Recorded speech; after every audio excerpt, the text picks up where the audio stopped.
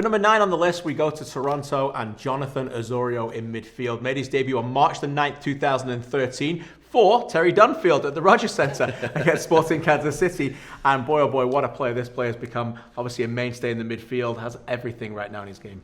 Yeah, a youngster that I remember coming to Toronto in 2013, KJ, I think he was only 19, 20 years old at that time. And he was aggressive, he wanted it, he had that, that young mentality, and he was driven, and he had that focus to get there, and had his great moments. But it's really developed and matured as his career went on, and I just love that maturation that I've seen in him as a person and him as a player. I get so much respect for him. He's someone that I really admire. Again, great creativity, knows how to find the little half pockets of space, and can create, can score, can find these moments, and can also do his duties defensively as well. He certainly can. He has a wonderful brain, in a football brain. 9th season already now, going into Toronto FC in 2021. That's impressive. Another significant pillar when you talk about cultures and setting that as well.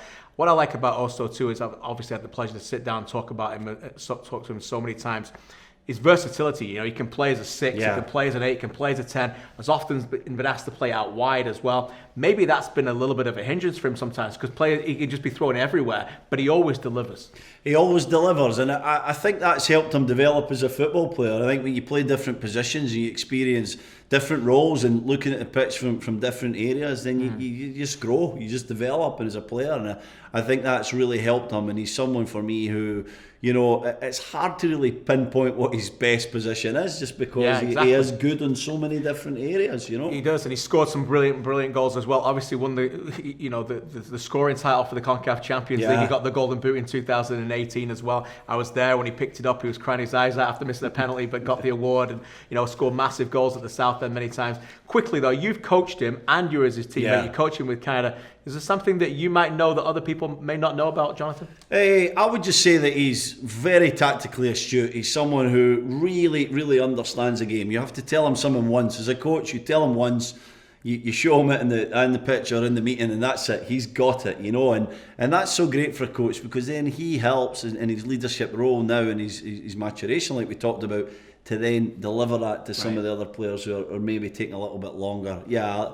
A great guy, another very good friend of mine. He's someone who's always there for you in any capacity. I think he's getting better and better, and I think that the adversity that he felt in his TFC career, when your last 9 seasons, KJ, and you've had the Vasquez's of the world, Ben Mascherus come through, there's going to be moments where you're not playing, but through that adversity, he's really learned who he is and what he's good at, and it's helped him in the latter stages of his career. Completely agree. Final thing to add, for a young player and you want to become a Jonathan Osorio, is an absolute football nut. Massive Real Madrid fan, but will watch anything, and that has certainly helped his development as well. Number 9, Jonathan Osorio.